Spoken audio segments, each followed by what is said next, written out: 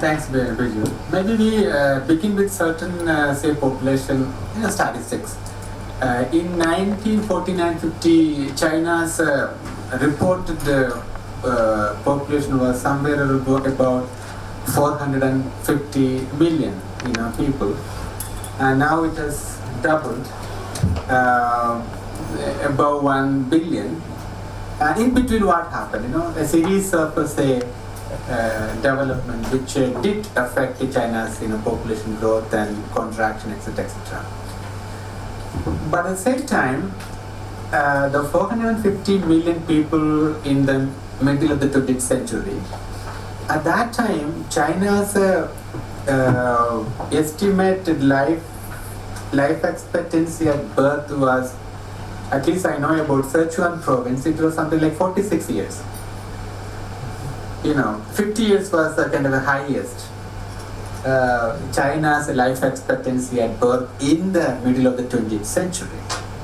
So there is, and in fact, during the long socialist central planning era, China's life expectancy has increased. Touched about, say, 60 years, 62, etc. Now, in cities like Shanghai, the female life expectancy is something about 76, 77, and male is much above. So some of the cities in China has the highest life expectancy. It's a great achievement.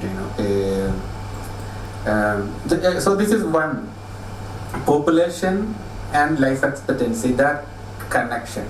Secondly, what happened to the population growth, the factor that affected during the that first quarter century, Chinese leaders, in particular, Mao, they were not worried about the population growth.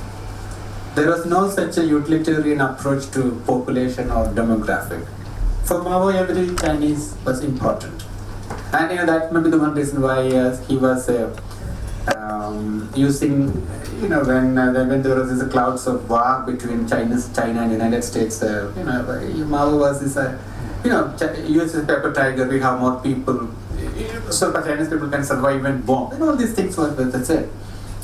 And so there was the family, average size of the Chinese family was not affected throughout this period. But then, an important population statistics we must not forget about this period is the Great Famine. You may remember that from 1958 to 60 to 63, there was this great famine that happened in China, and something that I personally have, something that triggered a lot of political problem in subsequent years. The Great Famine was caused by the failure. This is a conventional interpretation. The failure of the Greatly Forward program that Mao Zedong was initiated, and since the program was failed, he was held personally responsible for it. And how did we come to know about the Greatly Forward, the post-Greatly Forward famine is the 1983 population statistics, from which it was calculated. And there are all kinds of estimates about the Great Famine. There are some of the most important, estimate about 45 million. 45 million people dying in famine in over 2-3 years period of time. And some of the most populous, say, provinces such as Sichuan, where one economist I trust, because one thing we must say be a little careful about. In these years, you will get, there are lots of writings about China. Every third economist in the world today is claimed to be a China expert and write all kinds of things. Actually, we don't need to read all that. We can actually, to my estimate, roughly 60% is writings on China, coming from all quarters. We can conveniently and easily, set aside. Don't worry about them, because most of them are not written, from an understanding, some familiarity with the history. So.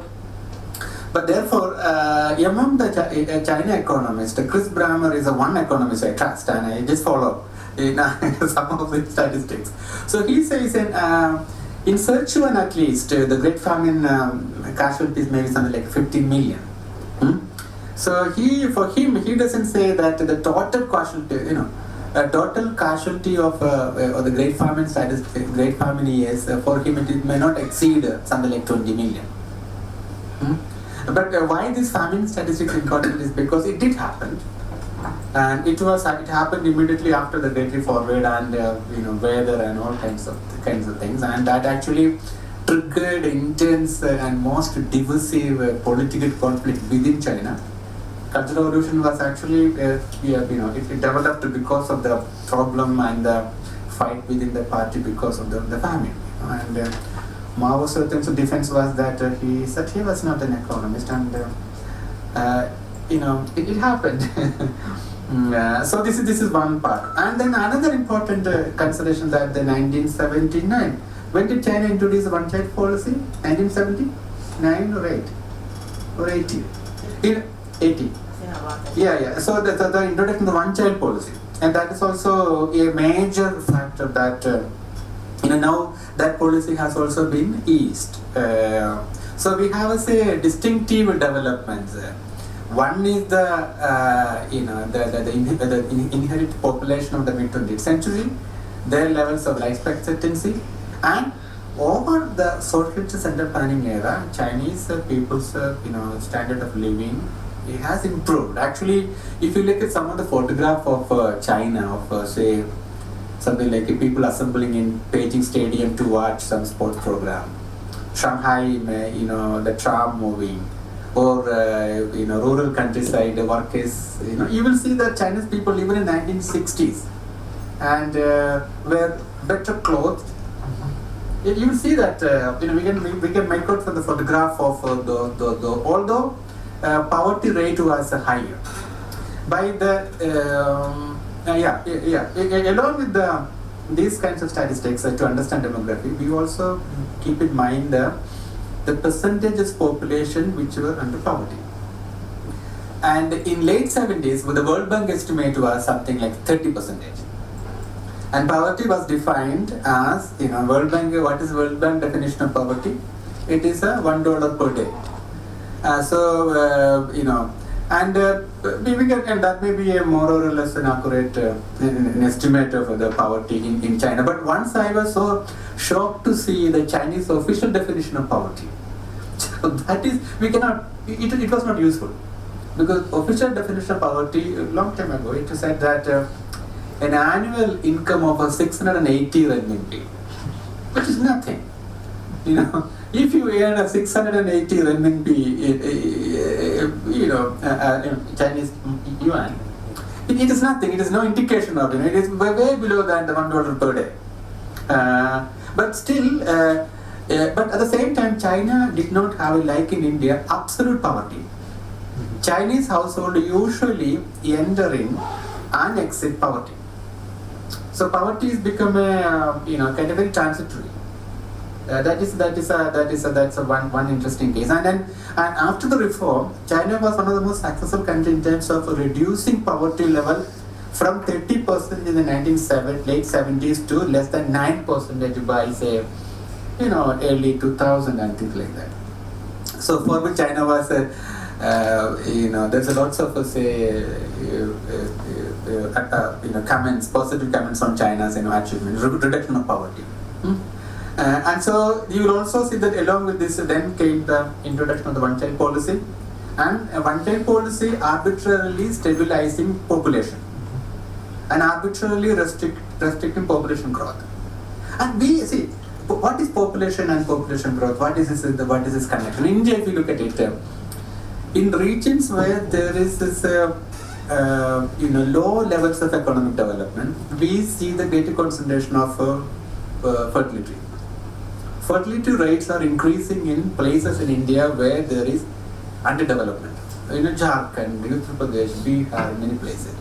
And in regions and places where there is an economic development, there is a significant decrease in fertility rates.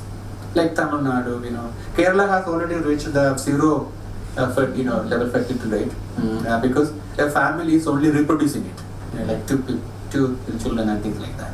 Karnataka and many places, you will see this correlation between fertility rate economic development, maybe economic development enabling people to not only make an irrational choice, but also compulsions of, acquisition of modern values. You have to educate your children. But in underdeveloped region, people are completely unmindful of, but the problem of higher fertility growth in underdeveloped region is that these regions will be then producing a huge surplus labor. Because if you are poor, the people will become wage seekers. So there are, I'm referring to Indian case to reflect on the Chinese case. But China, although there is a greatly forward related, 30 million death or famine or other casualties, Chinese population growth was arbitrarily stabilized by the one-child policy. And of course, it was a coercion involved in that, all kinds of problems. It is interesting in the early years when the government arbitrarily introduced one-child policy, people resented. Many people are really unhappy about it. Also, at the same time, millions of Chinese women said, "Oh, it's fine. Why do we have so many sons work in the farm and that?" It is not that since the burden of fertility is the burden of women, and then there is most cultures usually make them take a more burden, of farm work, producing more children to work in farm and all that. So there is some sections of Chinese people, the women said it's fine to have less children than, anyway. And then issue of male preferences, more boys. But China has this problem. As a result of one-child policy, most people went for male, the boys. Like in India, traditional preference for boys. And as a result, we have some estimates say that there are something like 30 million, much more than 30 million Chinese men with no scope for any marriage. So India and China, there is a commonalities now. In North India, in Punjab and Haryana, there are men, millions of men. They are not able to get any women. So there is no scope for that. So South Indian men, it look like considered to be better off. There is because of the function of the very demographic, there is a possibility of if you are born in Kerala, whether you are well educated, well behaved, or able-bodied, irrespective of all that, you are highly unlikely to get a marriage partner because of the very very demographic is accepted. But in Punjab and Haryana, it is highly likely that many men will end up without any marriage for all these years. So come back to China again. So you have these situations of a significant and steady increase in the life expectancy, reduction of mortality rates, reduction of infant mortality rates, because all this will affect the demographics and then the stabilization of the population growth by introduction of one-child policy, and one-child policy then causing another problem of more male members, because all kinds of process must have went into it, this is and Chinese family size is shrinking, because of this one-child policy, becoming very very smaller and all that. So this is one set of issues that we need to keep in mind. The second issue, how demography, population growth rate, population, and its relation with the economy. That's the second issue that we can take up. And here, in 1970s, when Mao was passing away, China was still an agrarian society. 90% of the people were, engaged in agricultural and farming activities, with a few limited cities. Although Beijing, Tianjin, Shanghai, Chengdu, there are many cities, especially many of the China cities are located along the Yangtze River, Yangtze or the Changjiang, the long river, which originate from the Tibetan Plateau region to come to Sichuan and Chongqing. one of the largest municipalities with more than 25 million population is located in the along the Changjiang, say Yangtze, Upper Yangtze basin, and then even say many cities are in along the Yangtze, and in Shanghai, so where are we? So I'm talking about the changes of agrarian China. So China became urbanized in the recent years. But the key issue for us to understand when we discuss demography and population issue is the process of economic development and urbanization of the 1980s that actually made at least 200 million, estimated 200 million population rural surplus labor.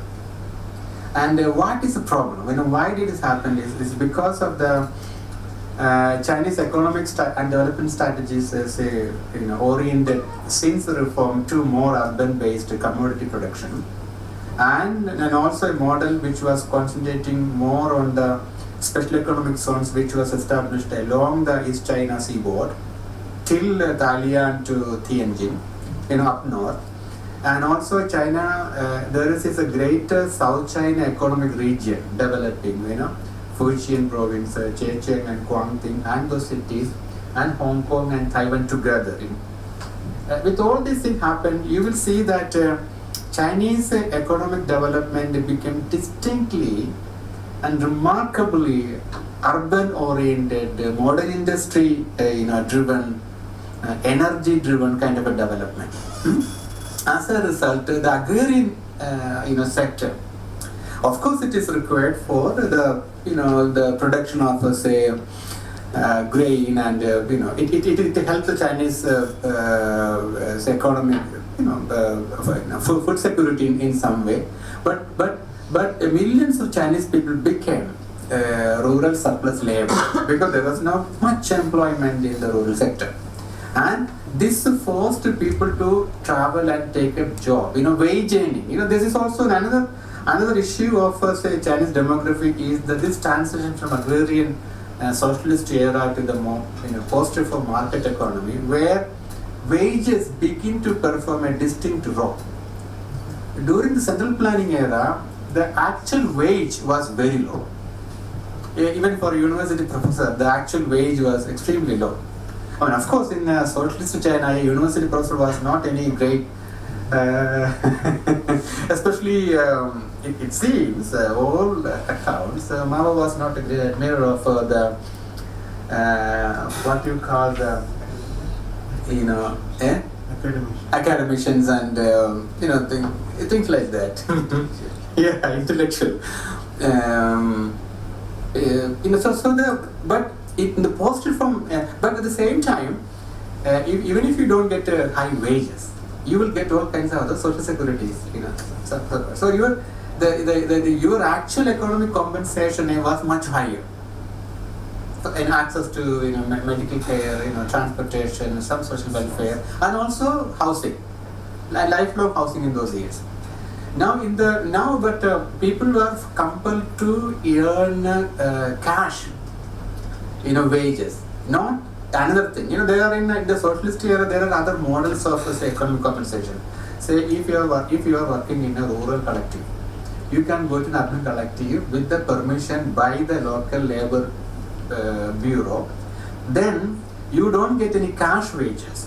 You will get a work point, and your work point will be transferred to your rural collective, and you can use this work points to buy ration, do any kind of thing. It was not cash wages, but the monetary kind of a change happened much later. Now you need to earn cash wages, and you have to use a cash wage to buy not only food for you, but to pay services, to buy an apartment, everything. So the big change. So only today cash wages became the key issue. So the rural surplus population was forced to travel to all cities. Basically, you will see a internal migration having a particular west to east axis. It all traveled migrants from all these so underdeveloped regions of Sichuan. They traveled to Guangzhou, Shenzhen, Tongguan, Huzhou, all the cities to work, to earn cash wages. And in the initial years, cash wages was much less. I remember even in 2005, a security guard in Guangzhou, usually my friend told me, only get about 700 RMB per month. This was way below.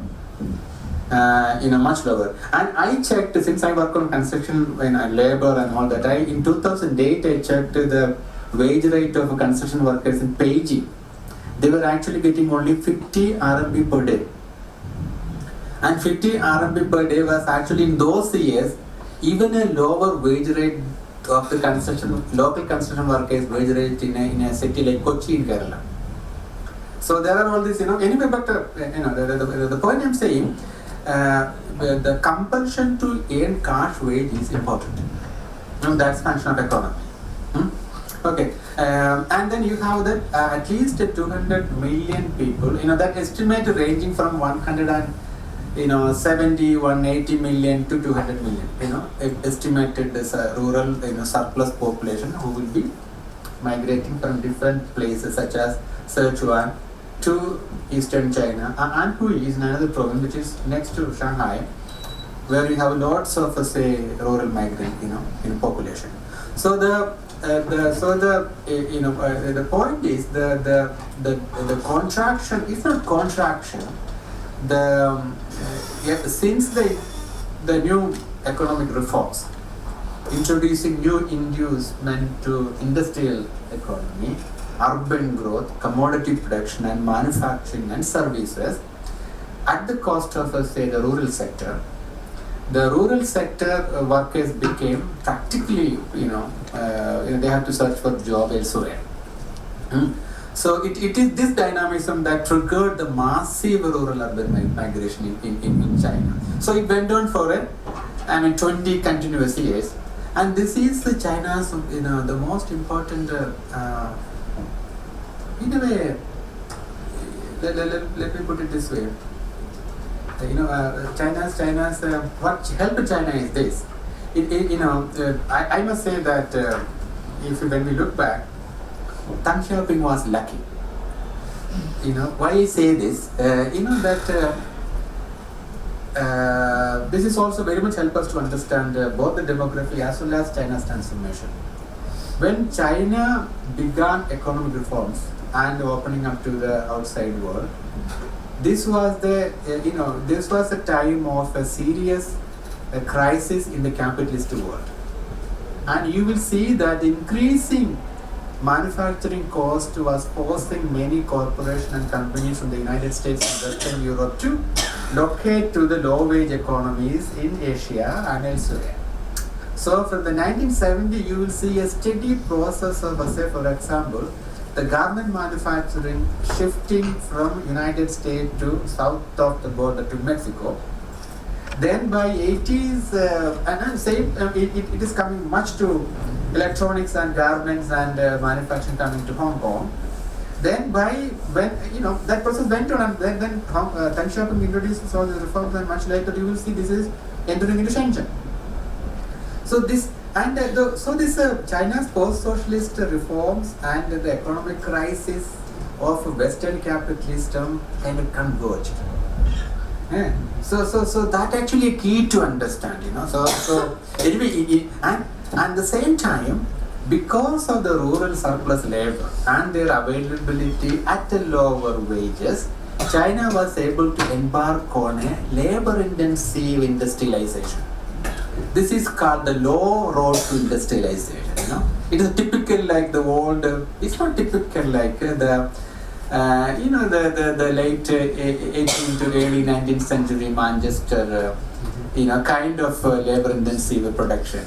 Not, but close to that. Where you have a typically low wages, long working hours, low employment protection, etc., etc. This happened in China, and that helped China China was able to embark on a labor-intensive industrialization, and the labor-intensive industrialization and manufacturing and urbanization absorbed much of China's rural surplus labor. And this is the absorption rate of China's industrialization was much higher. I mean, otherwise imagine what will happen to the 200 million people who are unemployed from farm sector. Where will they go? And there is all possibility of them becoming politically active.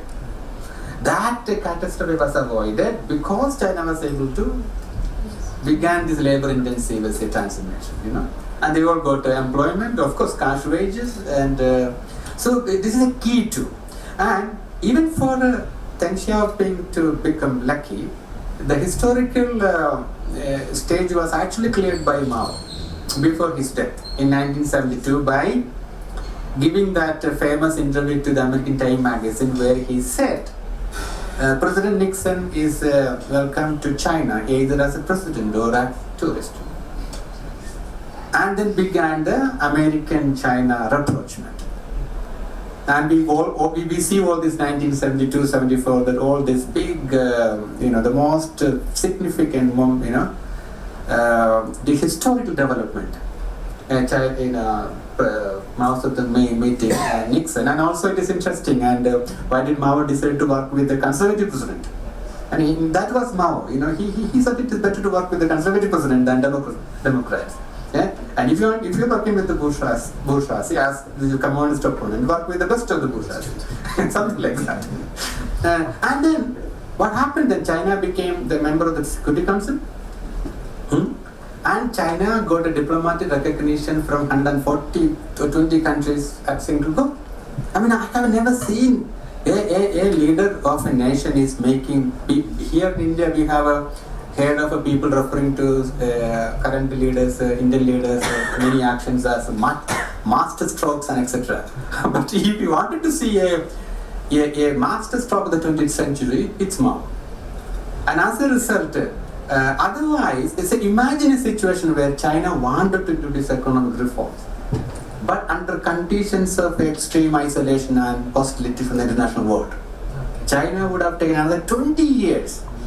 Now that's something he was lucky.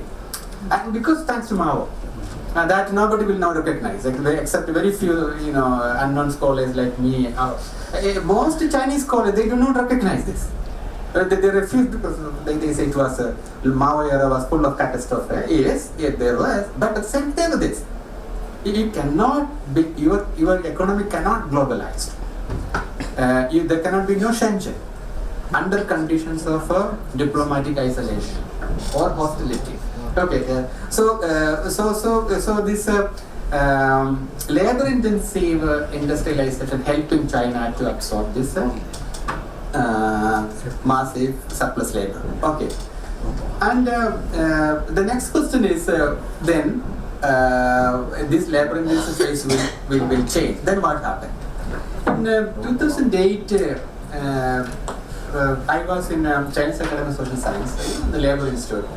So China's the most eminent labor economist, Professor Saifa, he was at that time arguing something called the Lucian chain in China.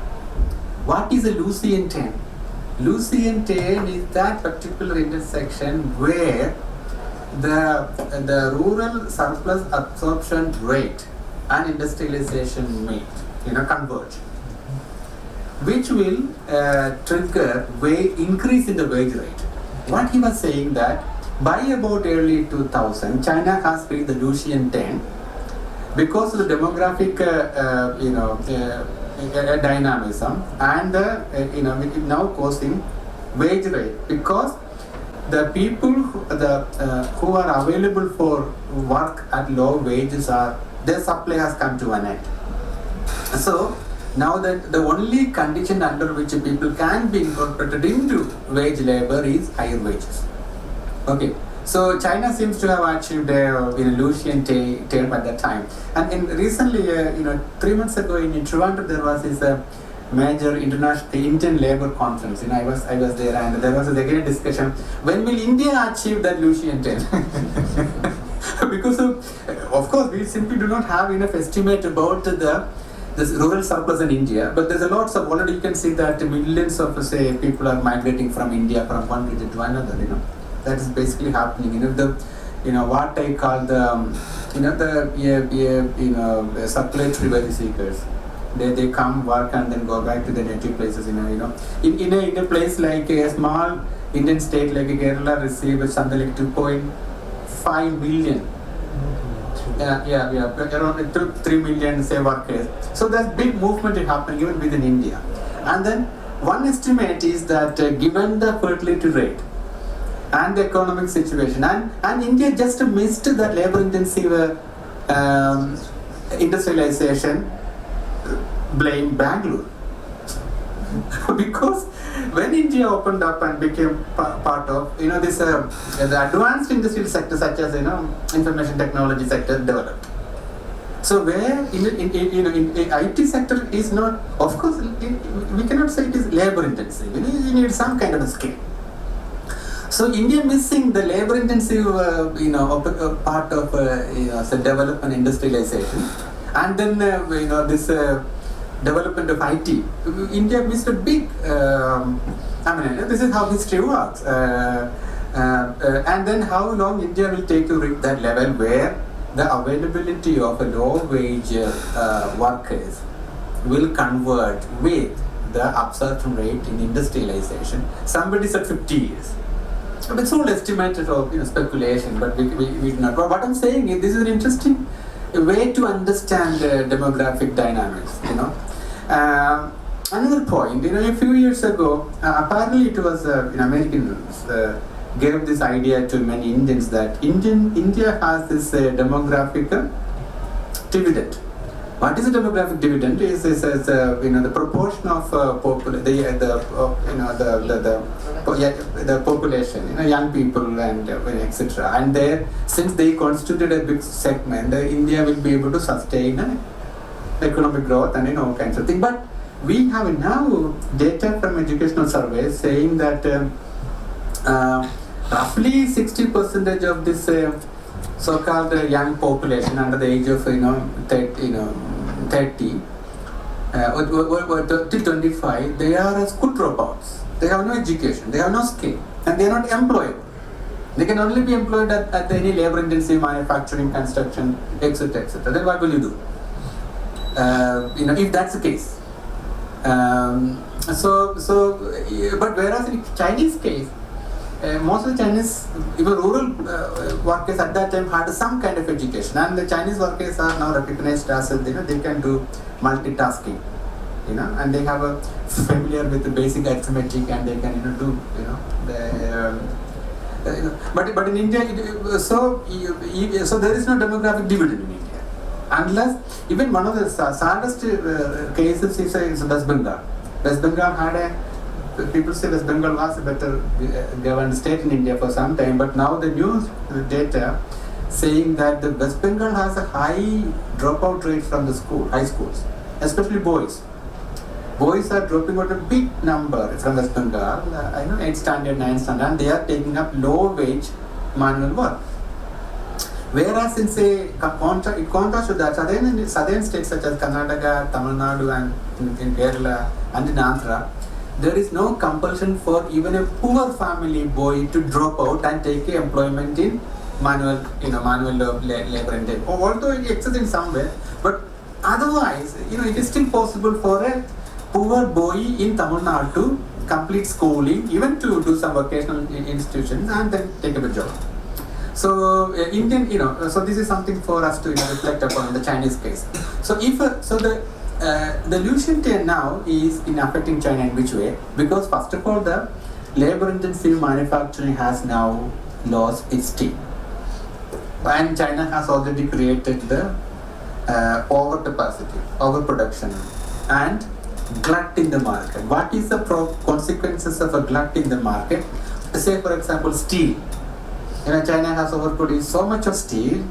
The glut in the market will distort prices of commodities, and that the price of commodities are distorted, then it will distort the price of wage, the wages too.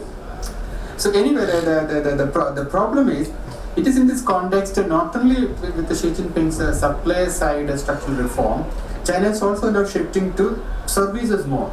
I have heard stories of new services. They are not interested in manufacturing. One reason is because manufacturing is costly now. Wage rates have, somebody told me in Shenzhen, people expect at least 4 to 5,000 RMB per month. Even in the manufacturing, any manufacturing job.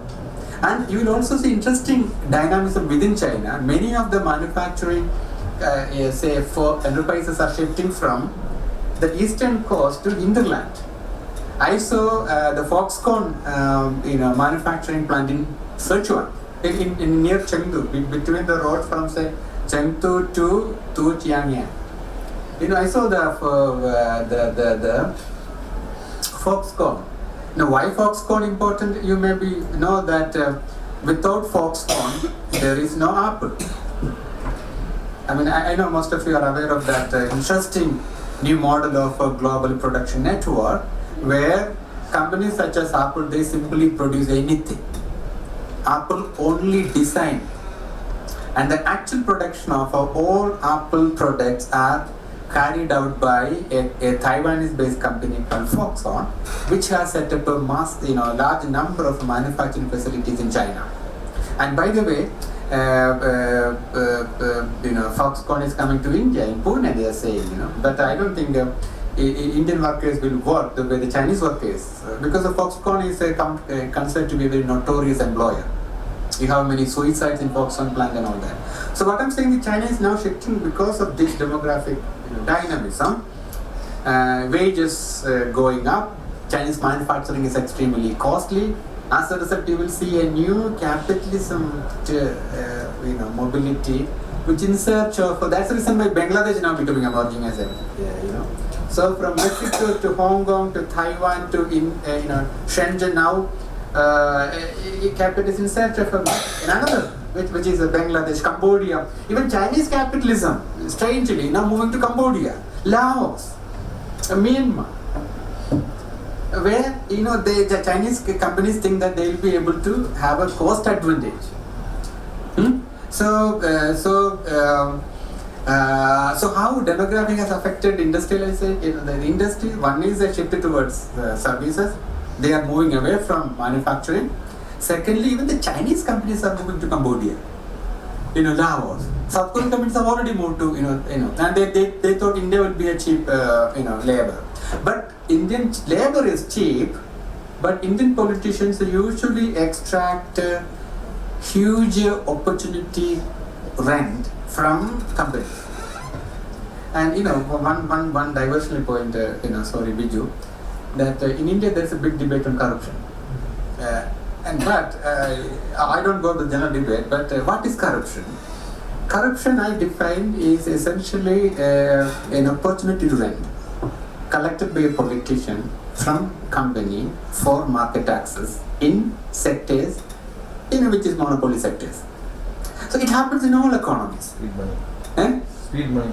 Yeah, it happens in all economies, and we blame the UPA for no reason. For me, it's like it's a typical phenomenon, and made a big, thing out of it. Anyway, the point I'm saying is, that may be the one reason why it was actually kind of otherwise the global capital infusion into India may have been probably much higher. Had there been no such barriers existed, and land acquisition is very costly in India. China could do it easily, but in India, land acquisition is for good reason is costly. I am not somebody who support that kind of a model where people can easily be that is actually not a great model for India to follow. And it is good thing in India is that we still debate on land acquisition. It is intense an issue, and both our leading political parties have a two different view on that. So so long as this issue is not settled, we slow down that kind of primitive accumulation in India. That is a. So the last point is that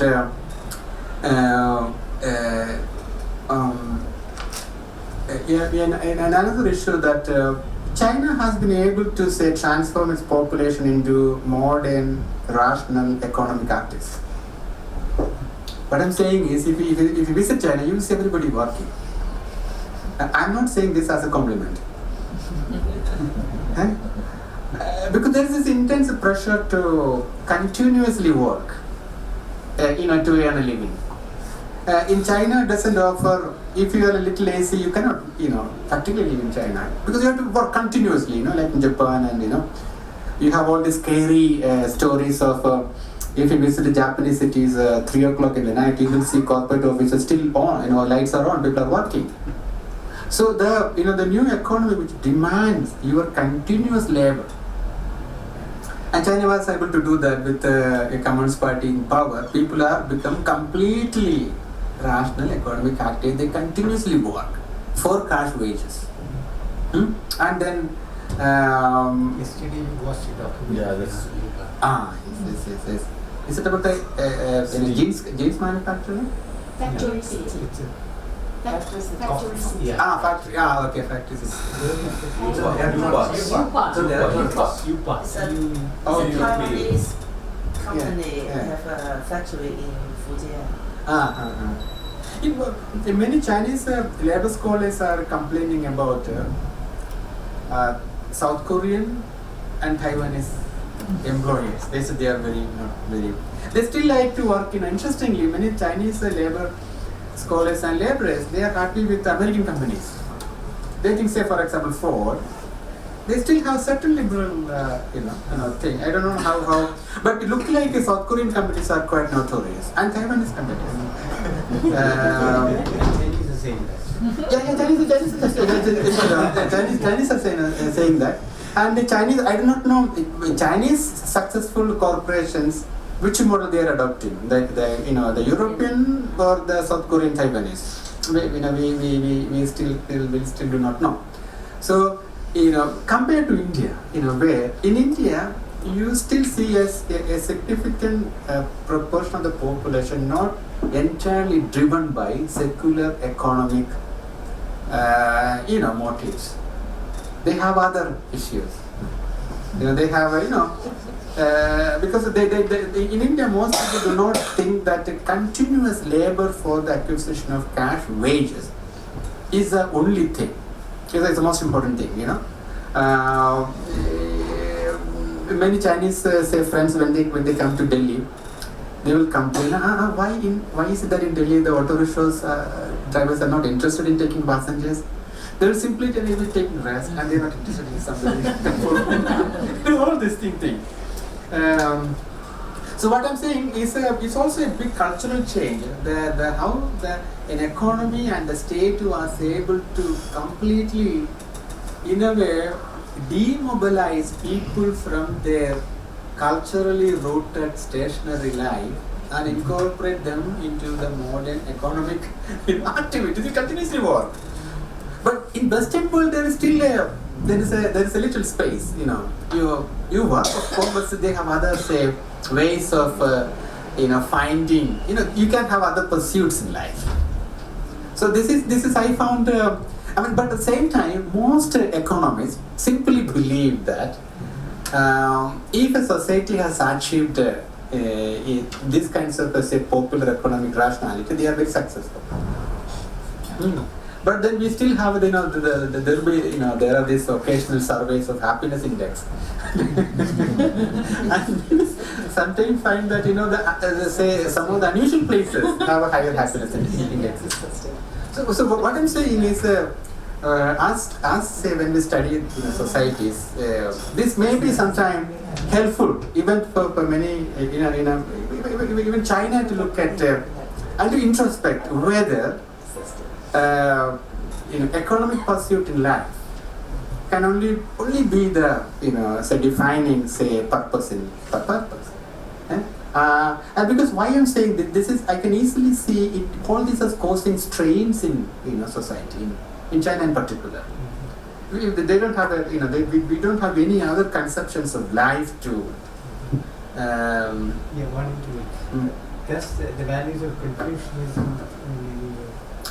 It is, one recent years we have in many places, in Wanzhou in particular, there is a rise of Christianity, and Christianity has now become a little popular in China.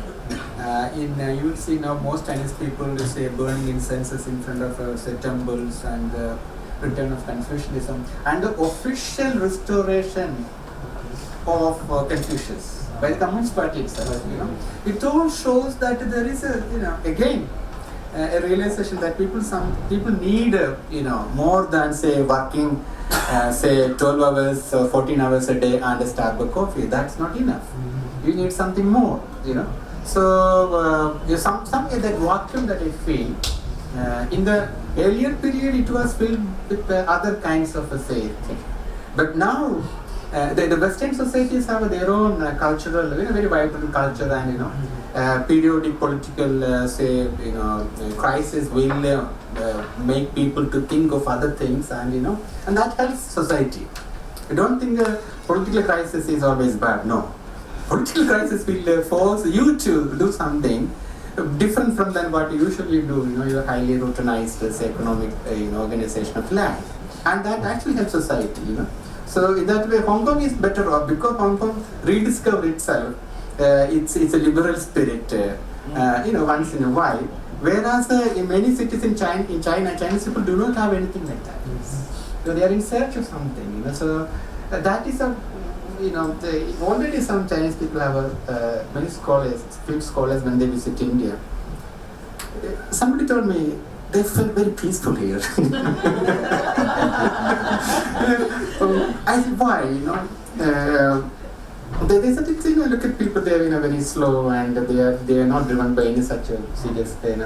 But well, this is not something for Indians to become more. But I'm saying, these two countries need to converse and understand and rediscover. There's a lot actually. It is not that these are very neat categories of China's economic success and India's underdevelopment. It is not about that. Yeah. Even when you have big attractive economic packages and all kinds of things, it doesn't really help as a society.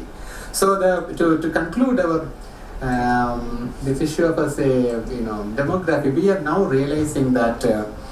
And in between, somebody was saying, somebody told me that in China also recently a new trend of an increasing number of young people refusing to take up a continuous work. Yeah? That is also, and as kind of, withdrawal from life, resignation, and they may discover some of the Indian philosophies to to help in that. Because I can see this happening because. Because many Chinese, more than the government, we usually tend to criticize the government. More than government, Chinese people demand a lot. Because a good number of people I talked to, they all wanted to live in the downtown China. I had a friend who teaches in the Songqiang campus of Shanghai International University. And the Songqiang campus is so beautiful. And it's a little away from Shanghai, just no problem. And they have a very nice apartment. But she said no, she wanted to move into downtown Shanghai. But why? Well, downtown Shanghai has more opportunities, great schools, hospital, and it's just a notion. So, and this is actually a case with a large number of Chinese people. They do not want to compromise anything less than the downtown life, a property in Australia. This is causing problem. So this is where the middle income trap really begin to become a political issue. That is something that the government is now really facing. The middle income trap is not just an economic issue. Middle income trap, which is now China usually trigger the high expectations, great desires, and it's very difficult to sustain it. So how can you sustain? Everybody wanted to live in downtown regions and want to travel more, acquire properties abroad, India was never in their say imagination until recently. Most people only travel to West or Australia or other places. So that is a huge challenge for the government will be to this issue of say this middle income trap, high expectations from a life unless there is no new orientations to life. In India, every now and then there are new orientations in all kinds of cultural movements and rhetoric will attract people to non-economic pursuit in life. That's one reason why India survive, because if everybody expects employment in say, it's very difficult. So we have a certain cultural, or philosophical solution to civilization fixes to address these kinds of because why I'm saying what I'm saying is usually we don't get any of these ideas from the standard books on China. They will only simply say economic rationalities are never questioned. We need to really question economic rationalities of that kind because this is coming more to Asian region. And Asia has now become almost look-alike. You travel from say all Chinese cities, they all look similar. The way the city is organized, the downtown city is organized, every single thing.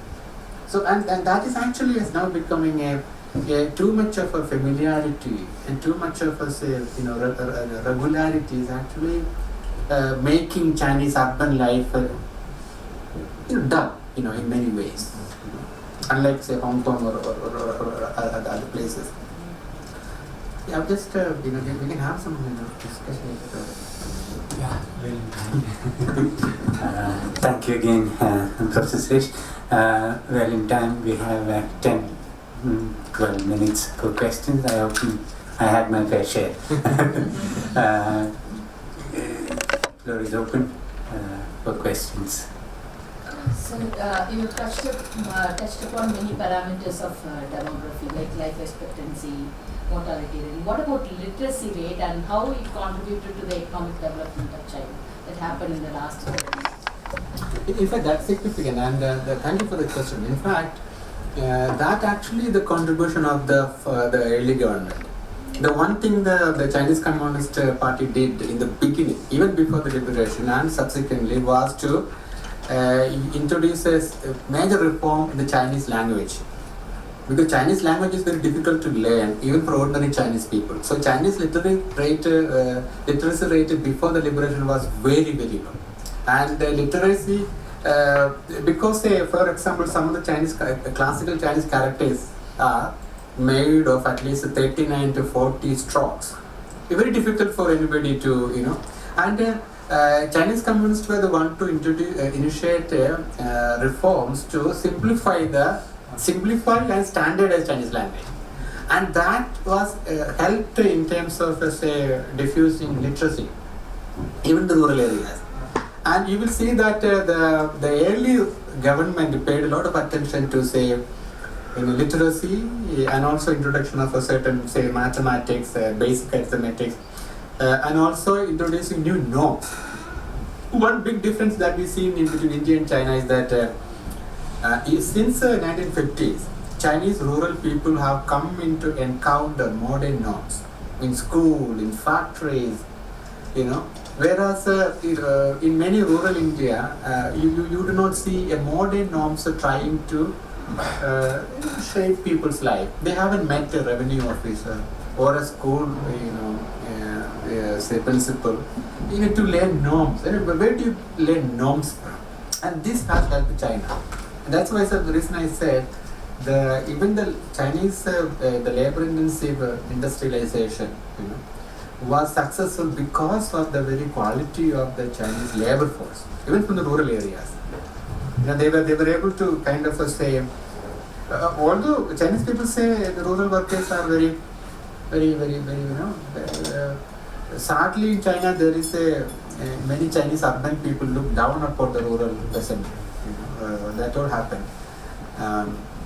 But this is a very important factor of say what we call the human capital characteristics. The Chinese human capital characteristics are very, very much better.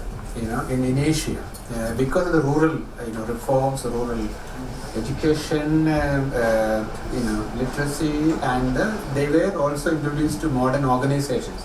I mean, Communist Party itself is an organization. And there is a stake, even the low in the village level. The village party secretary, he called Fuji. He's a very important fact. And they always have a say deliberative, life in the sense of there will be periodic party, village meeting, something like Panchayat Raj in India, deliberations, people airing their views. So it's very important, significant in terms of contributing to the economic development. Can local leaders become national leaders? Is that possible? Yes. Typically, if you see most of the current leaders, they have their early entry into politics by joining the Communist Youth League. Usually in universities and colleges, you have a recruitment to Communist Youth League.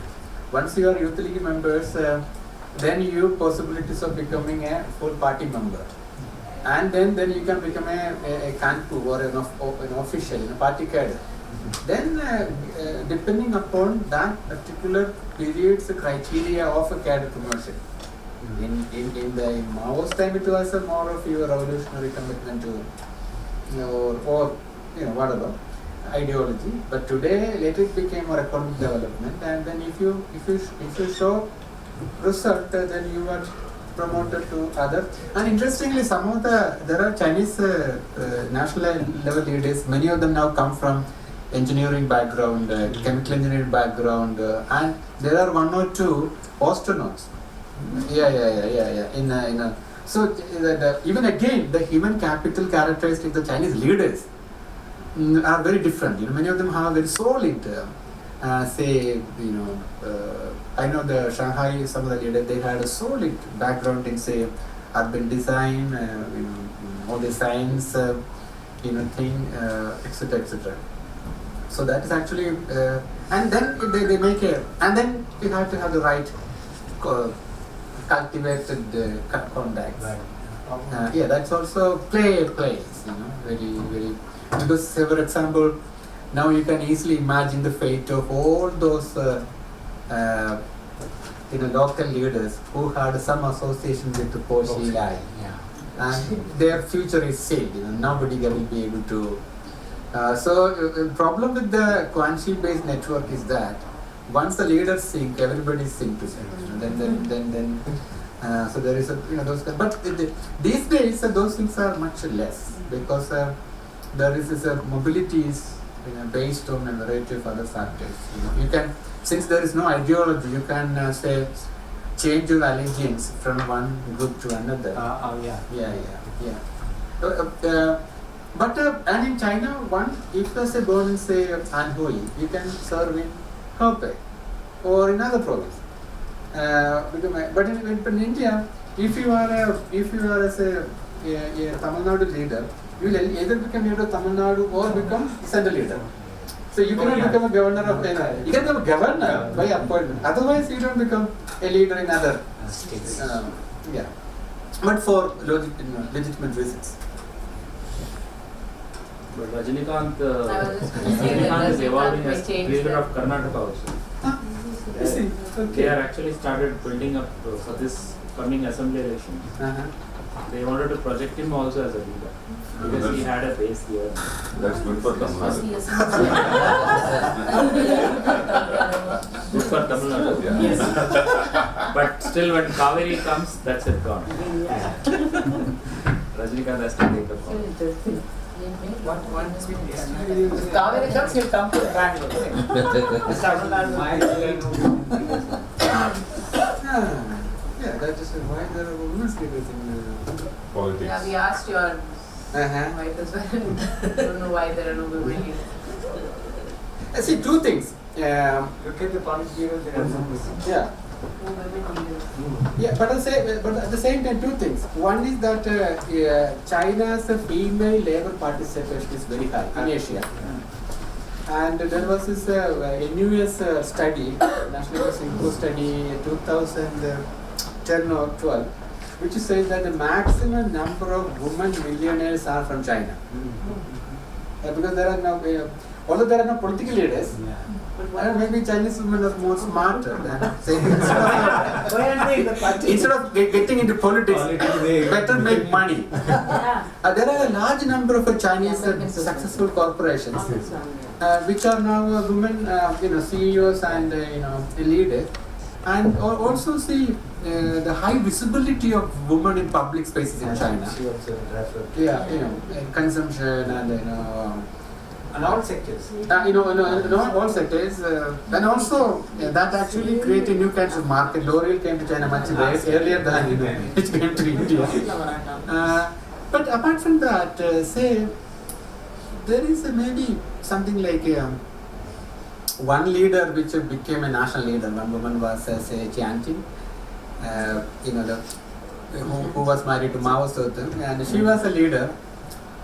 She was some of the biographies of Jiang Qing says she was a competent leader and she had her own contribution. But many people blame Jiang Qing for all this excess that happened during the Cultural Revolution.